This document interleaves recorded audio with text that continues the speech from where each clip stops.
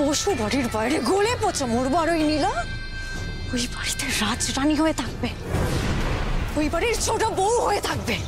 না না না, সেটা আমি কিছুতেই হতে দেব না। আমাকে কিছু একটা ভাবতে হবে, কিছু একটা ভাবতেই হবে। একটা কথা মনে রাখিস নীলা, সৌমিলি ওই বাড়িতে ফিরবেই, আরো বড় সর্বনাশ করতে ফিরবে। তোর জীবন ছাড়খাড় করে দিতে ফিরবে সৌমিলি। তুই শুধু তৈরি থাকিস।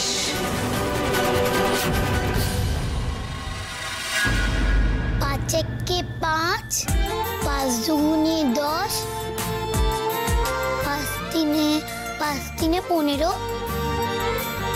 5 চারে 20, 5 পাঁচে 25, 5 ছয় 30, 5 সাতে 32। এই মিষ্টি, এদিকে শোন।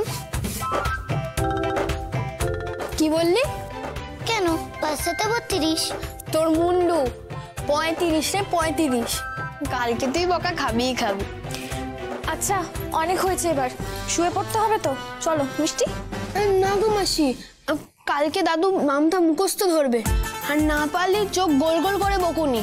চোখ গোল গোল করে বকুনি? সকালে পড়ে নিয়ে উঠছি, ঠিক আছে? এখন শুয়ে পড়তে হবে, চলো। গোগল ঘুমাবে না আজ? গোগল তো বোধহয় এতক্ষণে নিজদের কাছে ঘুমিয়ে পড়েছে। আমি একবার দেখে আসবো। না না, তোরা শুয়ে পড়, আমি দেখছি। যা শুয়ে পড়, গুছিয়ে নেবো তুই।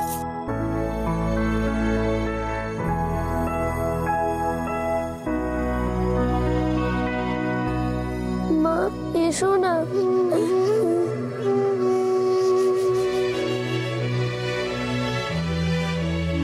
গোগল, অনেক রাত হলো তো বাবা, এবার ঘুমিয়ে পড় না। আমার তো ঘুম পাচ্ছে না। পাওয়ালেই পাবে। ও বাবা, মাকে একটা ফোন করো না, আমি মায়ের সাথে কথা বলবো। না, করা যাবে না।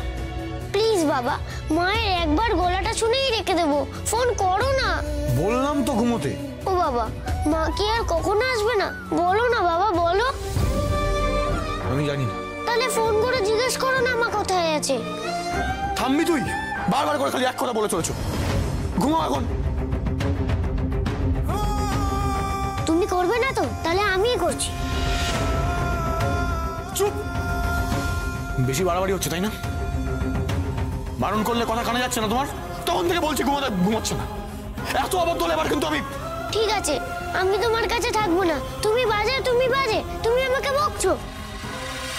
এই গোগল, তারা শো।